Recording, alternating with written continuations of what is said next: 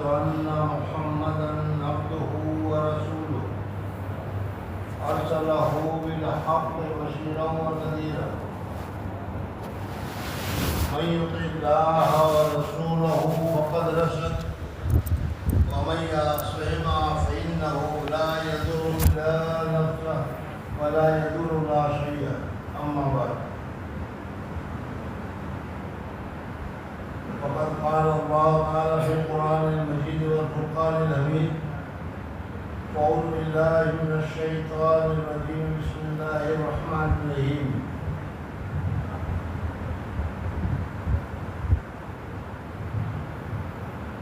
ربنا لا تؤاخذنا إن نسينا أو أخطأنا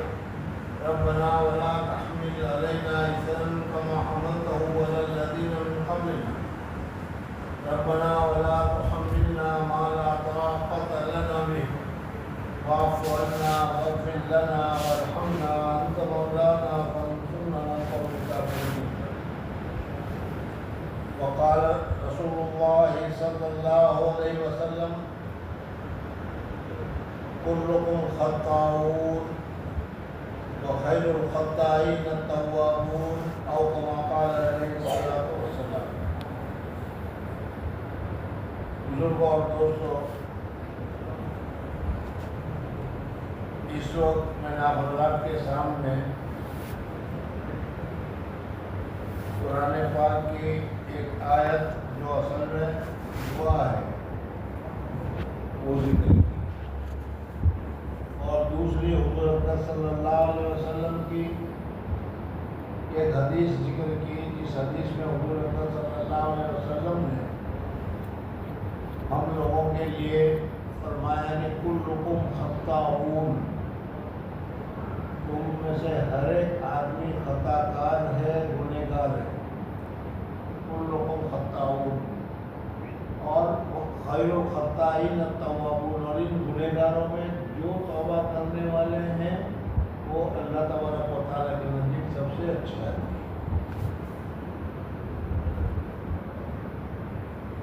اس وقت یہ مضمون میرے دل میں جو آیا اس کی وجہ ہے کہ جہاں بھی جاؤ، تم جس جگہ پہ دیکھو،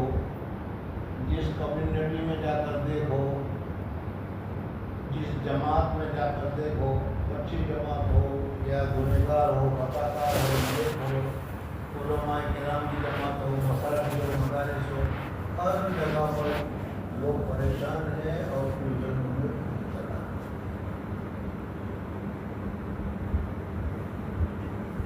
ہوتا بھی ہے کہ کوئی اسلام کا آج کا مہینہ، آج کل کا تو مسئلہ نہیں ہے، تو 1400 سال پہلے سے چل رہا ہے، 1400 سال پہلے سے چل رہا ہے. لیکن اس وقت جو کیفیت ہے، اس وقت جو مصیبت ہے، وہ 1400 سال میں پہلی مرتبہ ہے. اور یہ مصیبت روزانہ بڑھتی رہے گی، کم ہونے والی نہیں ہے. اللہ جل جلالہ و امن والوں حفاظت فرمائے، اور اسی کے لیے ہمیں کیا کرنا ہے وہ مختصر سا میں حضرات کے سامنے کی.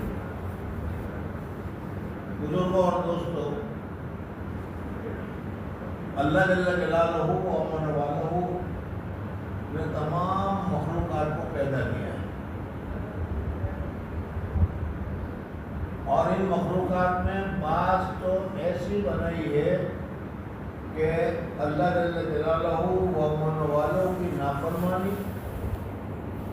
اللہ جل جلالہ و امن والوں کا حکم کو نہ ماننا، نہ کرنا،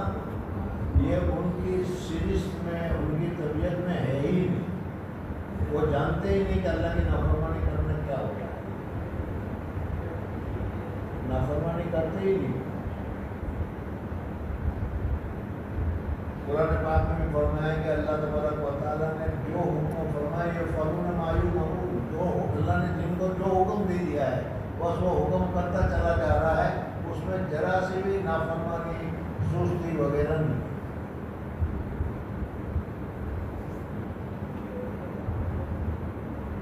یہ جب جماعت جو ہے جس کو ہم فرشتوں سے تعبیر کرتے ہیں، اللہ جل جلالہ نے اس کو اپنے تابعداری کے لیے، اپنی اطاعت کے لیے، اپنی فرما برداری کے لیے کر رکھا ہے، اور جو جس کو کام سپرد کر رکھا ہے اور جس کو جو کام کے لیے پیدا کیا وہ کام کرتا چلا جا رہا ہے، اس میں کبھی تاخیر یا کبھی کیا ہے نافرمانی یا کبھی سستی وغیرہ اس میں نہیں ہے۔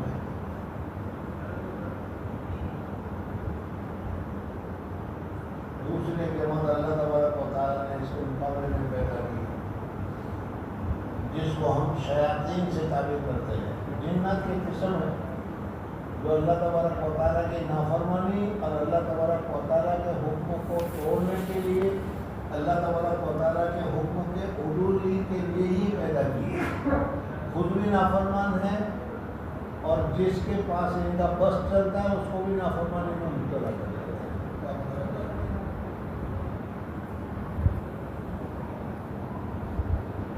حضرت موسیٰ علیہ السلام کا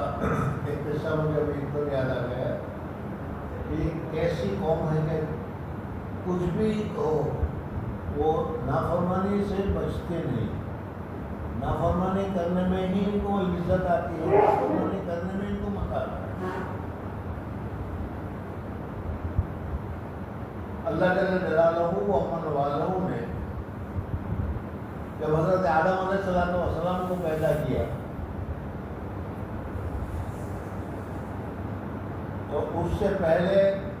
دنیا میں جناتوں کی آبادی تھی،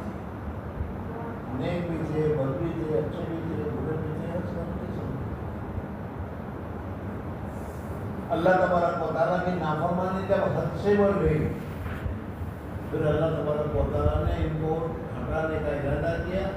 اور اس کی جگہ پر اللہ تبارک و تعالیٰ نے انسان کو پیدا کرنے کا ارادہ کیا۔ قرآن پاک میں اللہ تبارک و تعالیٰ وَإِذْ قَالَ رَبُّكَ لِلْمَلَائِكَةِ إِنِّي جَاعِلٌ فِي الْأَرْضِ خَلِيفَةً۔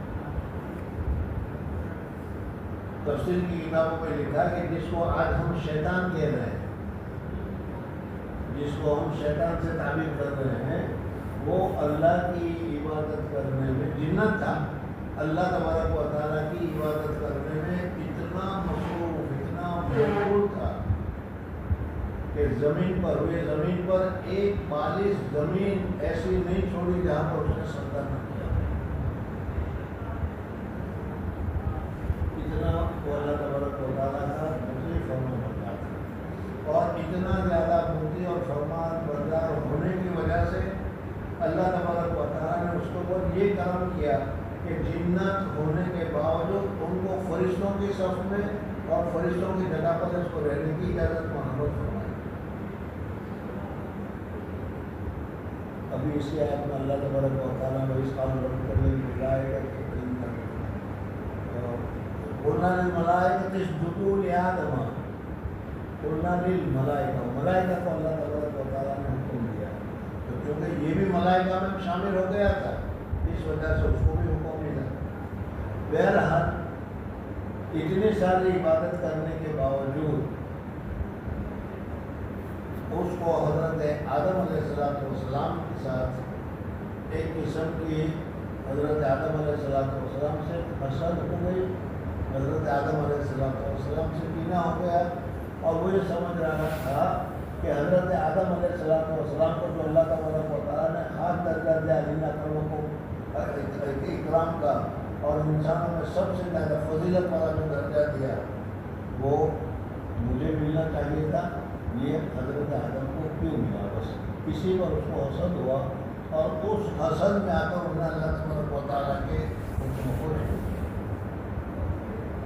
بزرگوں اور دوستوں، ہم لوگوں میں جو کوتاہیاں ہیں، جو برائیاں ہیں، ان بہت ساری برائیوں میں سے سب سے زیادہ اگر کوئی برائی اس وقت ہمارے اندر پائی جاتی ہے تو وہ حسد، اور حسد کی بہت ہی زیادہ حضور اکرم صلی اللہ علیہ وسلم نے برائی فرمائی ہے، رکنے کا حکم بھی فرمایا ہے، منع بھی فرمایا ہے،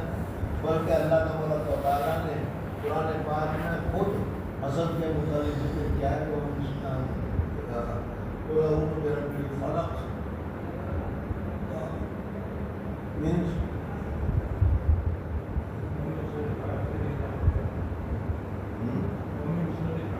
ومن شر حاسد اذا حسد،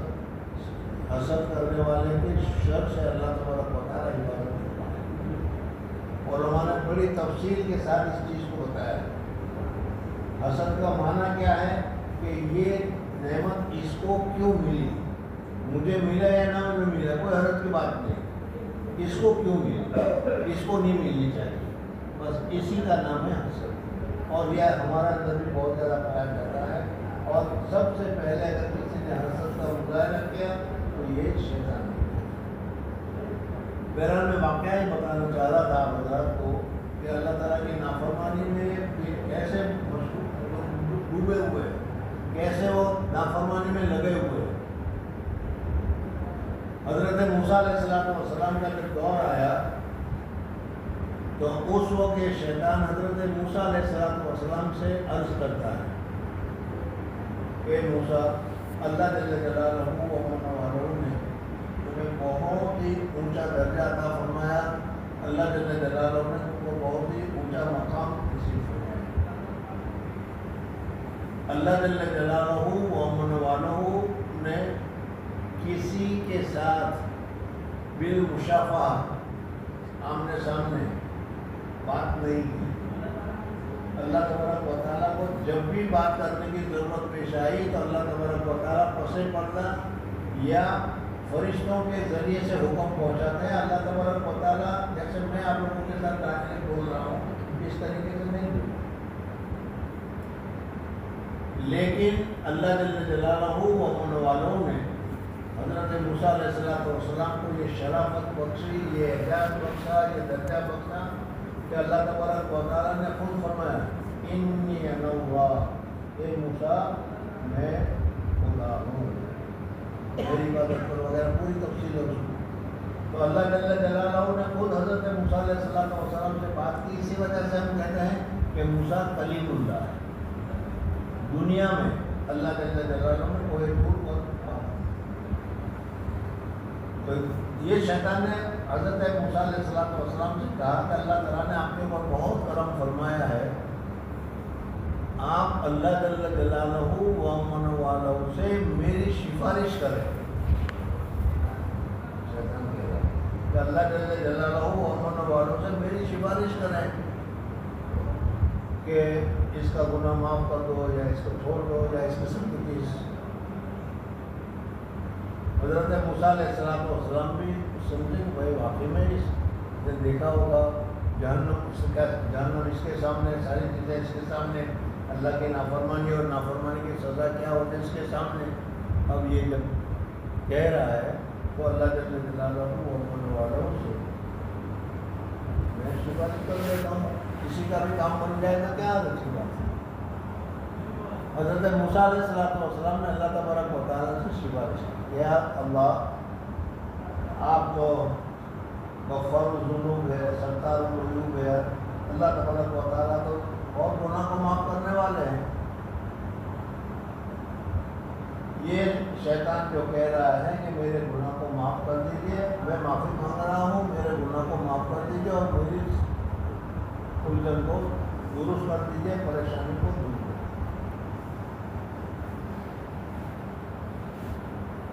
بزرگوں اور دوستوں، وہ خود دیکھ رہا ہے کہ اللہ ناراض ہے مجھ سے، وہ خود دیکھ رہا ہے کہ ناراض جو اللہ کی ناراضگی ہوتی ہے اس ناراضگی کے لیے کیا ہے اللہ تعالیٰ نے جہنم پیدا کی اور جہنم کیسی ہے اس کے سامنے، اور اس کے علاوہ اللہ تبارک و تعالیٰ کے احکامات کو توڑنا وغیرہ سب ہے۔ اور جب اس نے سجدہ نہیں کیا تو اللہ تعالیٰ نے پوچھا سجدہ کیوں نہیں کیا، تو اس نے جواب دیا کہ انا خیر منہ، گناہ کرنا اور گناہ کے اوپر پھر کیا اس پہ سرجری کرنا ہے بہت بری بات ہے، لیکن اللہ جل جلالہ نے سب معاف کیا کرنے میں، ٹھیک ہے۔ اس حالت میں اس نے اللہ تعالیٰ سے دعا کی،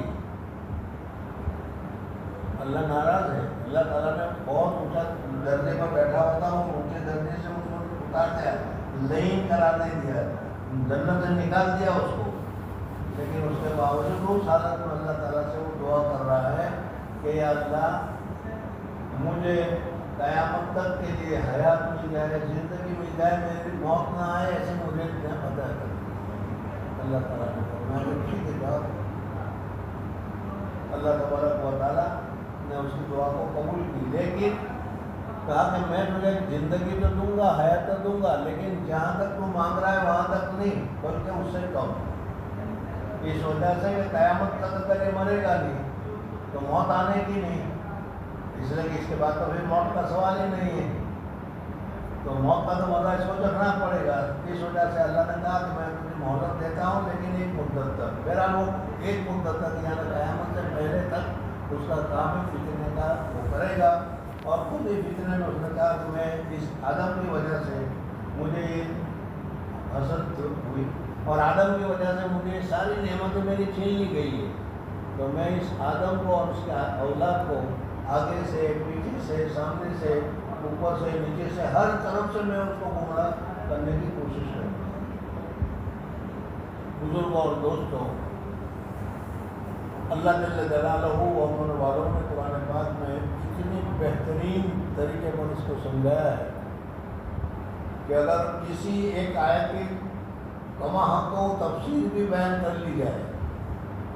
تو آدمی کو پتہ چلتا ہے کہ واقعی میں اللہ تبارک و تعالیٰ کتنے مہربان ہیں اور اللہ تبارک و تعالیٰ کتنے ہیں۔ اللہ تبارک و تعالیٰ سے کہہ رہا ہے کہ میں ان سب کو جہنم میں خود تو جہنم میں جا رہا ہوں، ان کو بھی جہنم میں لے جاؤں گا۔ اللہ جل جلالہ و عمر والوں نے فرمایا کہ جو تیری بات مانے گا میں اس کو بھی جہنم میں داخل کروں گا، لیکن میرے خاص بندے جو ہیں وہ خاص بندے تیری بات کو ماننے والے ہیں۔ بہرحال بات اس کے اوپر حضرت موسیٰ علیہ السلام نے کہی، اسی پر سے ادھر ادھر پھر چلا جا رہا ہوں، لیکن ہے یہ ساری باتیں اللہ تعالیٰ نے قرآن پاک میں ذکر کی، اور یہ میں اس وجہ سے بتا رہا ہوں کہ بزرگوں اور دوستوں، ہم اللہ کے اوپر ہمارا ایمان ہے، ہم باتوں کو مانتے ہیں، اللہ کی ساری باتوں کو مانتے ہیں، حدیث پاک کو مانتے ہیں، لیکن جو طریقہ ہے، جو عمل ہے، اس عمل میں ساری وہ باتیں کر رہے ہیں جو یہ کہہ رہا ہے، حسد، بغض، کینہ، کپٹ، تکبر وغیرہ، یہ ساری برائیاں جو ہے، جو خاص اس کی ہے یا اس کو جس کی وجہ سے یہ شیطان کے درجے پر پہنچا، ساری کی ساری ہمارے اندر پائی جاتی ہے، اور اسی وجہ سے ہمارے اوپر یہ پریشانیاں، مصیبتیں وغیرہ آئی ہیں۔ تو حضرت موسیٰ علیہ السلام نے جب کہا تو اللہ تعالیٰ نے کہا کہ ٹھیک ہے، اے موسیٰ کہہ دو شیطان کو کہ ہم تمہاری توبہ کو قبول کرنے کے لیے تیار ہیں۔ بزرگوں اور دوستوں، اللہ تبارک و تعالیٰ کی طرف سے توبہ کرنے سے پہلے ہی توبہ کی قبولیت کی اگر بشارت آ جائے، مزد آ جائے، خوشخبری آ جائے تو آدمی کتنا خوش ہوتا ہے۔ جب ہم کتاب اس واقعے کو پڑھ رہے ہیں تو اس وقت ہمیں بھی ہوتا ہے کہ دیکھو اللہ تبارک و تعالیٰ نے اس کے لیے کتنا بڑا راستہ صاف کر دیا، تو کہہ دیا کہ ٹھیک ہے تیری توبہ قبول کرتے ہیں، لیکن ایک شرط، حضرت آدم علیہ السلام کو میں نے سجدہ کرنے کا حکم دیا تھا، وہ آدم تو انتقال ہو گئے، اب آدم کا جو قبر جس جگہ پر ہے اس قبر کے اوپر تو سجدہ کر لے، میں نے تیرے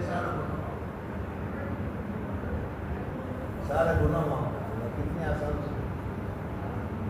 لیکن چونکہ اللہ تبارک و تعالیٰ نے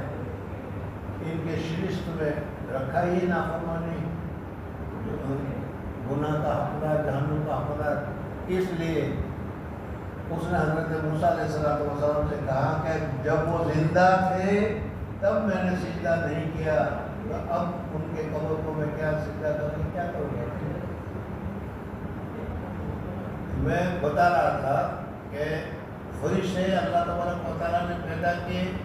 جن سے کوئی گناہ ہوتا ہی نہیں، وہ گناہ جانتے ہی نہیں، گناہ کرتے ہی نہیں، جانتے ہی نہیں، گناہ کرنے کی طبیعت ہی نہیں، اور یہ شیطان جنات کے ایک قسم میں شیطان ہوتا ہے، اور اس کا مشغلہ ہی گناہ کرنا ہے، وہ اچھی بات کا اگر آرڈر کرے تو بھی اس میں کوئی گناہ کی بات ضرور ہے۔ شیطان اگر تمہیں نیکم کرنے کا حکم کرے تو اس میں بھی کچھ نہ کچھ تمہارا نقصان ضرور ہوگا۔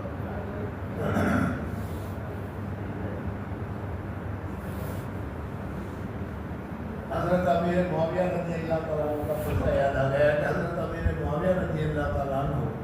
صلی اللہ علیہ وسلم کے صحابی تھے، اسی وجہ سے تہجد ان کی چھوٹ گئی، آنکھ نہیں کھلی، تہجد چھوٹ گئی۔ تہجد چھوٹ گئی تو بہت روئے، اتنا روئے کہ ظاہر بات ہے کہ حضور صلی اللہ علیہ وسلم کے تو صحابہ ہیں، اور حضور صلی اللہ علیہ وسلم کے سامنے وہ ہر وہ کام جو حضور اکرم صلی اللہ علیہ وسلم کرتے تھے وہ کام کو کرنا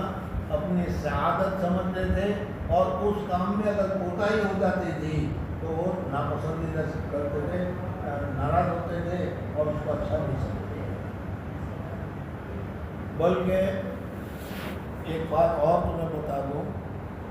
کہ صحابہ کرام رضوان اللہ تعالیٰ علیہ اجمعین، ہمارا ان میں کتنا زیادہ فرق ہے خود ہی معلوم ہو جائے گا۔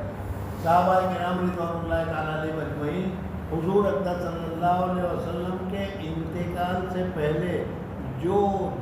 جتنے معمولات کرتے تھے، حضور اکرم صلی اللہ علیہ وسلم کے انتقال کے بعد اس معمولات میں انہوں نے ذرا سے بھی کوتاہی نہیں کی، بلکہ اگر کوتاہی ہوتی تھی تو وہ روتے تھے کہ ہم کل حضور صلی اللہ علیہ وسلم کو کیا منہ بتائیں گے جب حضور صلی اللہ علیہ وسلم کہیں گے کہ میں تھا کل یہ کرتے تھے اور میرے جانے کے بعد تم نے اس کو چھوڑ دیا۔ حضرت عبداللہ بن عمرو بن العاص رضی اللہ تعالیٰ عنہ نام ایک صحابی ہے، بڑے نوجوان صحابی تھے، روزانہ روزہ رکھتے تھے اور رات بھر نوافل پڑھتے تھے۔ عمرو بن العاص رضی اللہ تعالیٰ عنہ کے بیٹے ہیں، شادی کر لی،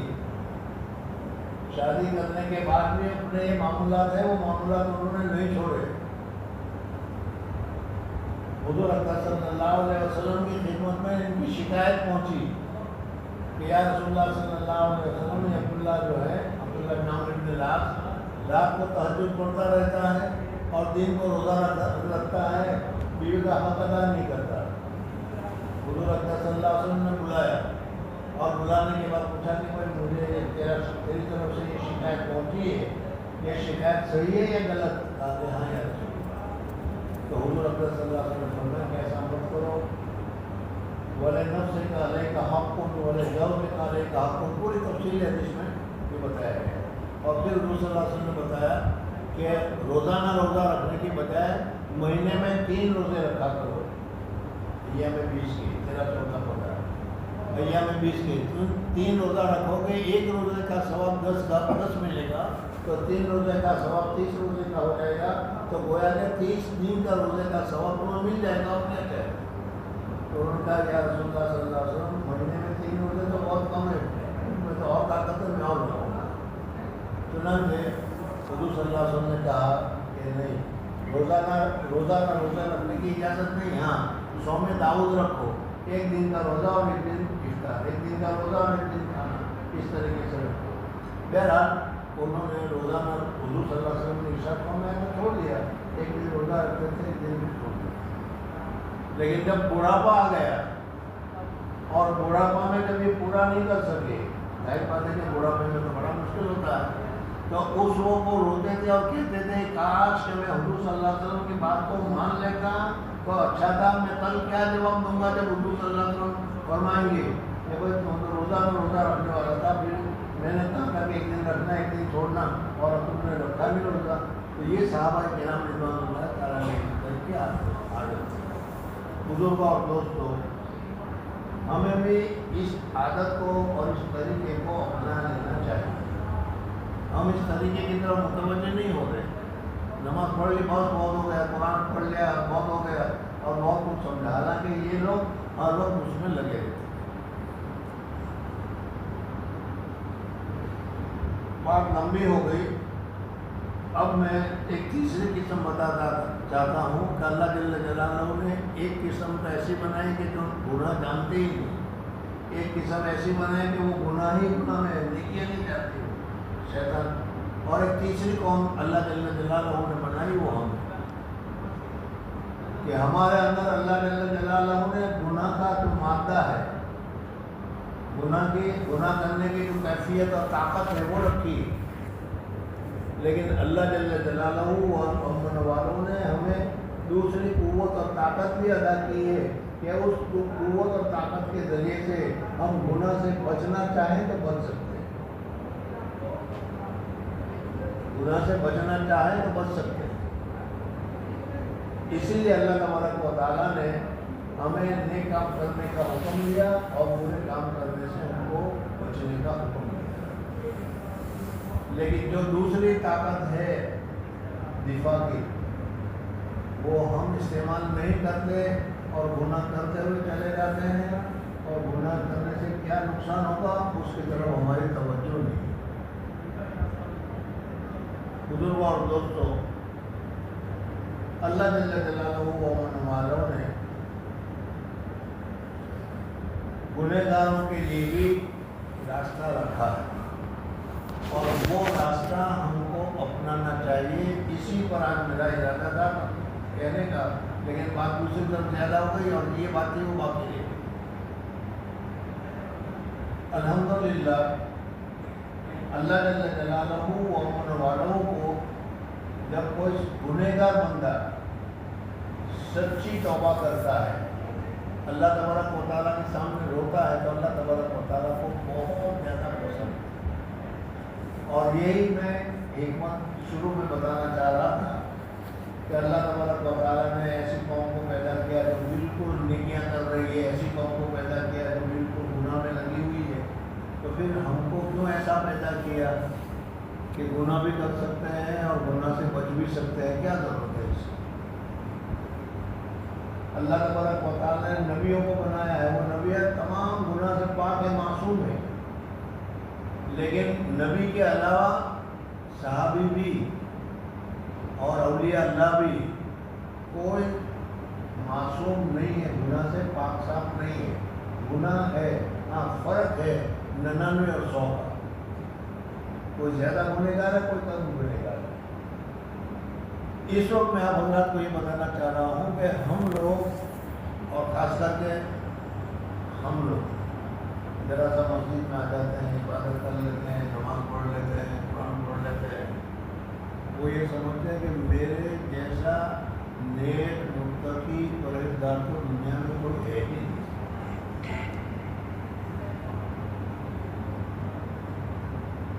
اپنے آپ کو وہ گنہگار سمجھنے کے لیے ہی تیار نہیں ہے۔ میں یہ آج بتانا چاہ رہا تھا کہ بھائی یہ بات بالکل غلط ہے، شیطان کا دھوکہ ہے، ہمیں اس کی طرف توجہ کرنے کی ضرورت نہیں ہے۔ ہمیں توبہ کرنے کا راستہ بتایا ہے اور اس توبہ کی طرف ہمیں توجہ ہونا چاہیے۔ تو اللہ تبارک و تعالیٰ نے ہمیں کیوں پیدا کیا؟ اس کی وجہ ہے کہ اللہ جل جلالہ و امن والوں جو ہے اللہ اکبر، کبریائی، بڑائی، بزرگی اللہ جل جلالہ و امن والوں میں صرف بزرگی ہے، بڑائی ہے، تواضع کا کوئی حصہ اللہ تبارک و تعالیٰ کے ذات میں نہیں۔ اور حضرت شیخ نور اللہ مرکزوں نے فرمایا تھا کہ مرتبہ سبق میں کہ جو چیز جس جگہ پر نہیں ہوتی وہاں اس کی بڑی قدر و قیمت ہوتی ہے۔ اور حضرت شیخ نے جو مثال بیان کی وہی کہ افغانستان میں یہ بادام اور کیا ہے یہ اخروٹ وغیرہ بہت ہوتا ہے، بہت سستی یہ بہت ہوتا ہے۔ ہماری جماعت گئی تھی تو جیسے تم یہاں چنے کھاتے ہو اس طریقے سے وہ وہاں بادام اور اخروٹ کھایا کرتے تھے، کثرت کے ساتھ ملتی ہے۔ پھر حضرت نے فرمایا کہ اللہ جل جلالہ کے یہاں کبریائی ہے، بڑائی ہے اللہ تبارک و تعالیٰ کے یہاں، اور اللہ تبارک و تعالیٰ سے بڑھ کر بڑا کوئی نہیں۔ اس لیے اگر کوئی آدمی اپنے آپ میں بڑائی پیدا کرتا ہے کہ میں بڑا ہوں، آئی ایم سم تھنگ، تو اللہ تبارک و تعالیٰ اس کو لات مارتا ہے اور اس کو کیا ہے ذلیل کرتے ہیں، اس کو نکالتے ہیں۔ اس لیے بڑائی کا حق تو اللہ تبارک و تعالیٰ کو ہے۔ تم کہاں سے بڑے ہو گئے، تم کہاں سے اعلیٰ ہو گئے؟ اس لیے جو تکبر اور کبریائی ہے یہ تو اللہ تبارک و تعالیٰ کے پاس بہت ہے، لیکن تواضع اللہ تبارک و تعالیٰ کے پاس ہے۔ جب بندہ گنہگار ہوتا ہے اور تواضع کرتا ہے، عاجزی کرتا ہے اور اللہ تبارک و تعالیٰ کے سامنے وہ روتا ہے، اللہ تبارک و تعالیٰ کے سامنے اپنے گناہوں کی معافی مانگتا ہے، تو یہ اللہ تبارک و تعالیٰ کو بہت زیادہ پسند ہے، یہ بہت زیادہ پسند ہے کہ دیکھو میرا بندہ جو ہے میرے سامنے عاجزی کر رہا ہے، گڑ گڑا رہا ہے، مانگ رہا ہے۔ حدیث میں تفصیل آتی ہے کہ بعض مرتبہ آ کے خوب روتا ہے، یا اللہ یا اللہ یا اللہ یا اللہ، تو اللہ تعالیٰ فرشتے کو کہتے ہیں کہ فرشتہ ٹھہر جاؤ، ابھی اس کو کچھ مت دینا، یہ گڑ گڑا رہا ہے، وہ مجھے بہت پسند ہے، جو اور اس کو گڑ گڑا رہا ہے۔ اللہ تبارک و تعالیٰ ہمارے رونے کو کیا دے دیتے ہیں ہمیں یہ بتا رہا ہے۔ اور بزرگ اور دوستوں، گناہ کرنے کے بعد اس گناہ سے نفرت یا اس گناہ سے بچنے کا مادہ یہ بالکل ہم میں سے بہت کے دلوں میں، سب کہنا تو چاہ رہا تھا ہم سب میں، لیکن آپ کہیں گے کہ ہم سب کو گنہگار قرار دے دیا اس میں، اس لیے میں کہہ رہا ہوں کہ واقعی میں ہم گناہ کرتے ہیں اور اس گناہ سے توبہ کرنے کی طرف توجہ نہیں کرتے۔ حدیث پاک کا ایک واقعہ بیان کرتا ہوں، دیر ہو جائے گی، ایک صحابی تھے جن کی دکان تھی، اس کے پاس ایک عورت آئی اور وہ عورت اچھی تھی، خوبصورت سی تھی، ہوگی اچھی، بہرحال اس کا نفس تھا، وہ نفس اس کے قابو میں نہیں رہا، اور اس نے کہا کہ اندر گوداؤن میں جاؤ، وہاں بہت اچھی کھجور رکھی ہے، جا کر دیکھ لو، پسند کرو۔ وہ گوداؤن میں گئی اور یہ بھی پیچھے چلا گیا اور وہ کھجور تلاش کر رہی تھی، اور جا کر اس نے پکڑ کر اس کو بوسہ دے دیا۔ بوسہ دیتے تو دے دیا، لیکن فوراً اس کو احساس ہوا کہ میں نے کتنا بڑا گناہ کیا ہے، اب میں اللہ تبارک و تعالیٰ کو کیا جواب دوں گا اور میں حضور صلی اللہ علیہ وسلم کے سامنے کیا کروں گا۔ میں یہ بتانا چاہ رہا ہوں، الحمدللہ اللہ تعالیٰ ہمارے گناہ کو معاف کرے۔ میں خود اپنے آپ کو کہوں یا آپ سے پوچھوں، کیا کوئی ایک دن بھی، ایک موقع بھی ایسا ہمیں یاد آتا ہے کہ ہم نے گناہ کیا ہو اور گناہ کرنے کے بعد فارغ ہو کر پھر ہم کو اتنی پریشانی ہو گئی ہو کہ میں نے کیا کیا؟ یہ ہماری کوتاہی ہے۔ صحابی نے تو اسی وقت دکان کھلی چھوڑ دی، حدیث میں آتا ہے، پورا واقعہ ہے، دکان چھوڑ دی اور سیدھا حضور صلی اللہ علیہ وسلم کی خدمت میں پہنچ گیا اور جا کر کہا کہ یا رسول اللہ صلی اللہ علیہ وسلم مجھے پاک کر دیجیے۔ حضور صلی اللہ علیہ وسلم نے دوسری طرف منہ پھیر لیا، پھر کہا کہ یا رسول اللہ صلی اللہ علیہ وسلم مجھے پاک کر دیجیے۔ اتنے میں نماز کھڑی ہونے کا وقت ہو گیا، حضور صلی اللہ علیہ وسلم نماز میں کھڑے ہو گئے، اس نے بھی نماز پڑھی۔ نماز پڑھنے کے بعد اللہ تبارک و تعالیٰ نے قرآن پاک کی آیت نازل فرمائی، ان الحسنات یذہبن السیئات، حسنات کے پڑھنے کی وجہ سے سیئات، چھوٹا گناہ، صغیرہ گناہ اللہ تبارک و تعالیٰ بغیر توبہ کے معاف کر دیتے ہیں۔ یہاں اس نے نفس سراب میں آ کر عورت کو پکڑ لیا تھا، وہ صحیح دے دیا، یہ کیا ہے گناہ ہے، لیکن اتنا زنا والا گناہ نہیں ہے، وہ صغیرہ گناہ ہے، اور اس نے توبہ کی، حضور صلی اللہ علیہ وسلم کے پاس پہنچ گیا، نماز پڑھی، نماز میں توبہ کی، اللہ تعالیٰ نے اس کی توبہ قبول کی۔ تو میں یہ کہہ رہا ہوں کہ ایسا دیکھو یہاں قبول کیا ہوئی کہ اس وقت گناہ کرنے کے بعد سب سے زیادہ اپنے آپ کو اللہ تبارک و تعالیٰ کا نافرمان، اللہ تبارک و تعالیٰ کا گنہگار اور اللہ تبارک و تعالیٰ کو ناراض کرنے والا اپنے آپ کو سمجھا۔ آج ہم لوگ बड़े से बड़ा गुनाह कर लेते हैं, ज़रा थोड़ी देर के लिए तो ज़रा एहसास हो जाता होगा, लेकिन ऐसा एहसास है सब कुछ छोड़कर जब तक मैं तौबा न करूँ वहाँ तक मुझे इत्मीनान ना आए, ये नहीं हो सकता। हदीस पाक में आता है, बहुत सारे हदीस आपने सुनी होगी और सुनोगे कि ये करे तो गुनाह माफ़, ये करे तो गुनाह माफ़, ये करे तो गुनाह माफ़।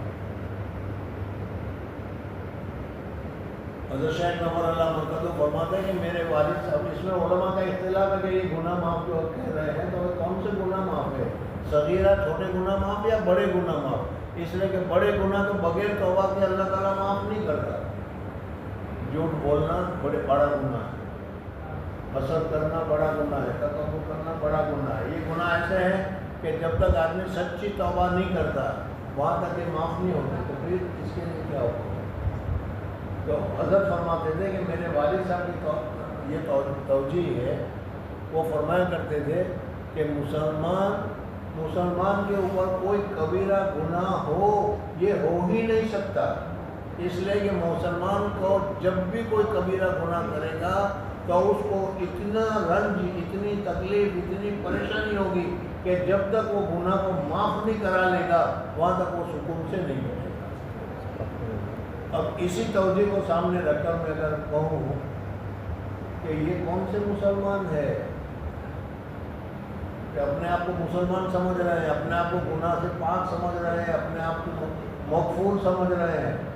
हमारी तो मग़फ़िरत हो गई, सीधे जन्नत जाएंगे, लेकिन गुनाह करने के बाद उस गुनाह की नफ़रत उसके दिल में नहीं। बुजुर्ग और दोस्तों, मैंने जो अभी आयत कुरान पाक में तुम्हारे सामने जिक्र की, उसमें भी यही है अल्लाह तबारक व तआला ने हमें सिखाया कि रब्बना ज़लमना अनफुसना व इन लम तग़फिर लना व तरहमना लनकुनन्ना मिनल ख़ासिरीन। हमें अपने गुनाहों से तौबा करनी चाहिए और ये समझना चाहिए कि ये सारी मुसीबतें जो आ रही हैं ये मेरे गुनाह की वजह से आ रही है। अपने आप को उसके लिए गुनहगार समझना चाहिए और अपने आप को गुनहगार समझकर अल्लाह तबारक व तआला से तौबा करनी चाहिए। बुजुर्ग और दोस्तों, ये जो अपने आप को गुनहगार की तरफ तवज्जो हमारी नहीं हो रही, ये शैतान ने हमको बहका रखा है और अगर इसी बहकावे में हम रहे और अगर इंतकाल हो गया तो सारे गुनाह बगैर तौबा किए हुए हम जाएंगे और जब बगैर तौबा किए हुए वहाँ जाएंगे तो जाहिर बात है कि अल्लाह तबारक व तआला फिर जो गुनाहों की सज़ा है वो सज़ा हमें पता है। इस वजह से हमारे लिए ज़रूरी है अल्लाह तबारक व तआला से अपने गुनाहों की मग़फ़िरत, अपने गुनाहों की माफ़ी मांगे और हर वक्त अल्लाह तबारक व तआला से तौबा करने की कोशिश करें। अल्लाह तबारक व तआला को बहुत पसंद है गुनहगार बंदा जब तौबा करता है। हदीस पाक में तफसीर बताई है, एक आदमी मुसाफिर में हो और उसका घोड़ा ऊँट गुम हो गया हो वगैरह वगैरह और उसमें फिर एकदम जो मिल गया वो तो खुशी में आकर वो कहता कि अल्लाह तू मेरा खुदा है, मैं तेरा खुदा हूँ, तू मेरा खुदा है। उल्टा कह दिया आदमी जब बहुत ज़्यादा खुशी हो जाती है तो खुशी में उसका कुछ बोल देता है। तो इस तरीके से जब हम सच्ची तौबा करते हैं अल्लाह तबारक व तआला से, जिसमें हमारा दिल हो रहा है कि हमारे लिए तो वो ये होती है जो उसे भी नहीं मारता इस तरह से, ये तौबा नहीं। तौबा ये है कि जो गुनाह है वो गुनाह न करने का, आइंदा न करने का अज़्म मुसम्मा हो, पक्का इरादा हो, मर जाऊँगा तब भी अब दूसरी मरतबा ये काम नहीं करता है और नदामत हो, अगर आंसू भी निकल जाए तो बहुत अच्छा है। और इस किस्म की अगर तौबा करेगा तो अल्लाह तबारक व तआला उस तौबा को कबूल करेगा। बुजुर्गों और दोस्तों, असल जो मैं बताना चाह रहा था, जो भी मैं पूरी तरीके से नहीं बता सका, वो ये है कि हमारे पास हमने नमाज, रोज़ा, तौबा, ज़िक्र, ये सारी जो चीज़ें हैं उसको कमा हक हो, जैसा कि उसका हक है उस तरीके से हमने नहीं किया या उस तरीके से हम नहीं कर रहे। ज़रा सी दो नमाज पढ़कर हम अपने आप को नमाजी तो समझ लेते हैं, लेकिन वो दो नमाजें अल्लाह के यहाँ कबूल भी हुई है या नहीं,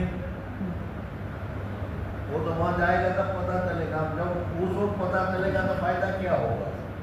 اللہ جل جلالہ نے اسی وجہ سے ہم کو استغفار اور توبہ کا طریقہ بتایا ہے، اور ہم کو توبہ کرنے کی بہت زیادہ ضرورت ہے. آج ہمارے گناہ حد سے زیادہ بڑھ گئے ہیں، اور اس کی وجہ سے اللہ تبارک و تعالیٰ کی طرف سے ہمیں تنبیہ کی جاتی ہے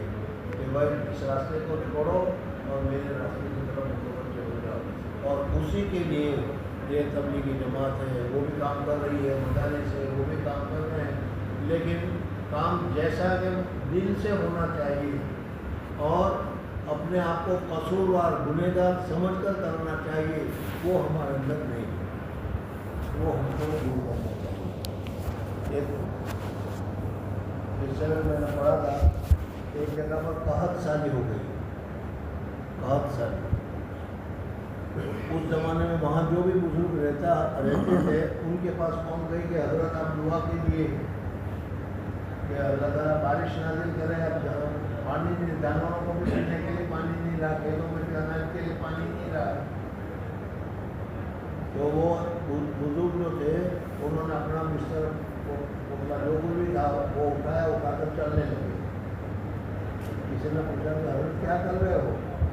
تو کہا کہ تمہارے اوپر جو بارش نازل نہیں ہو رہی، دیکھو یہ بات، تمہارے اوپر جو بارش نازل نہیں ہو رہی وہ میرے گناہوں کی وجہ سے نہیں ہو رہی. میں گنہگار ہوں اور میرے گناہ کی وجہ سے بارش نہیں ہو رہی، تو میں اس ملک کو چھوڑ کر، اس جگہ کو چھوڑ کر جا رہا ہوں تاکہ بارش نہ ہو. یہ تواضع ہونی چاہیے. لیکن آج یہ تواضع ہمارے اندر نہیں ہے. گنہگار ہے وہ بھی اپنے آپ کو کہتا ہے کہ کون گنہگار ہے؟ میں تو نیک ہوں، گنہگار تو برا تھا. دوستوں جب اس قسم کی پوزیشن ہو تو پھر ہماری نماز میں جو نورانیت ہونی چاہیے، ہمارے جو ذکر میں نورانیت ہونی چاہیے، ہماری جو تلاوت میں نورانیت ہونی چاہیے، وہ کیسے؟ صحابہ کا حال کیا تھا؟ حضور اکرم صلی اللہ علیہ وسلم تقریر کر رہے تھے. ایک مرتبہ تقریر میں زور سے کہا تھا بیٹھ جاؤ. حدیث میں آتا ہے کہ حضرت عبداللہ رضی اللہ تعالیٰ عنہ باہر سے آ رہے تھے، جوتے نکالنے کی جگہ پر تھے، وہاں پر انہوں نے یہ لفظ سنا بیٹھ جاؤ. وہ وہیں بیٹھ گئے. تو کسی نے کہا بھی کہ آپ یہاں کہاں بیٹھتے ہیں؟ کہا کہ حضور صلی اللہ علیہ وسلم نے بیٹھنے کا حکم دیا کہ مجھے حکم دیا، اس وجہ سے میں تو یہیں بیٹھ گیا. بزرگ اور دوست ہماری جگہ ہوتے تو پتہ نہیں کتنی توجیہات وہاں پر کر دے. حالانکہ حضور اکرم صلی اللہ علیہ وسلم کا ارشاد ہے وہ ہمیں مان لینا چاہیے. حضور اکرم صلی اللہ علیہ وسلم نے فرمایا کہ کلکم خطاؤن، ہر ایک گنہگار ہے، اور تم گنہگاروں میں اچھا گنہگار وہ ہے جو اللہ کے سامنے تواضع کرتا ہے، اللہ کے سامنے توبہ کرتا ہے، اللہ کے سامنے مغفرت کرتا ہے. اور توبہ اللہ تبارک و تعالیٰ کو بہت زیادہ پسند ہے. بزرگوں اور دوستوں، آج کے اس پورے وقت کی اگر خلاصے کے طور پر میں بتاؤں تو صرف اتنا ہے کہ ہم لوگوں کو اپنے آپ کو گنہگار سمجھنا چاہیے. تم سب سے زیادہ بزرگان دین کے واقعات دیکھو گے تو اس میں یہی ہوگا. حضرت مولانا رشید احمد صاحب گنگوئی رحمۃ اللہ علیہ بڑے بزرگوں میں اولیاء قطب الاقطاب میں ان کا شمار ہوتا ہے. لیکن ان کو کسی نے پوچھا گیا تو کہا خدا کی قسم میں تم میں سب سے زیادہ گنہگار ہوں، تو قسم کرو. تو یہ مادہ ہمارے اندر پیدا ہونا چاہیے کہ اپنے آپ کو گنہگار سمجھو، اپنے آپ کو خطا کار سمجھو اور گناہوں سے توبہ کرتے رہو. تو اللہ تبارک و تعالیٰ ان پریشانیوں کو دور کرے گا. حضرات نے جو کچھ سنا اس کو میں آپ حضرات کا شکریہ ادا کرتا ہوں. بزرگوں اور دوستوں، واقعی میں اگر ہم لوگ اپنے ہر ایک آدمی انفرادی طور پر یہ کرنا شروع کر دیں کہ مجھے اپنے آپ کی اصلاح کرنی ہے، میں بھی اور آپ بھی، ہمارے اندر ایک مادہ دوسرا پیدا ہو گیا، سب کی اصلاح کرنی چاہیے. میں سب کی اصلاح کروں لیکن مجھے اصلاح کرنے کی ضرورت نہیں ہے. اصلاح ہوئی یہ نہیں. سب سے پہلے اپنے گناہوں کو سامنے رکھو، اپنے گناہوں کو یاد کرو اور اس گناہوں سے توبہ کرو. حضور اکرم صلی اللہ علیہ وسلم نے فرمایا کہ خیر الخطائین، بہترین خطا کار جو ہے توابین، توبہ کرنے والے. جب حضور صلی اللہ علیہ وسلم یہ خوشخبری سنائے کہ توبہ کرنے والا سب سے اچھا آدمی ہے، پھر اور کیا کرتا ہے۔ اور اسی توبہ نہ کرنے کی وجہ سے یہ ساری مصیبتیں، ساری رذالتیں، ساری ذلتیں ہمارے پاس آ رہی ہے۔ اور نیک کام ہم کرتے ہیں، لیکن اس نیک کام کی جو نورانیت ہونی چاہیے وہ نورانیت اس وجہ سے نہیں ہے کہ اس میں ابھی ہم نے جیسی توبہ کرنی چاہیے ویسی توبہ نہیں کی۔ اللہ تعالیٰ مجھے اور آپ حضرات کو سچی توبہ کرنے کی سعادت اور توفیق نصیب فرمائے۔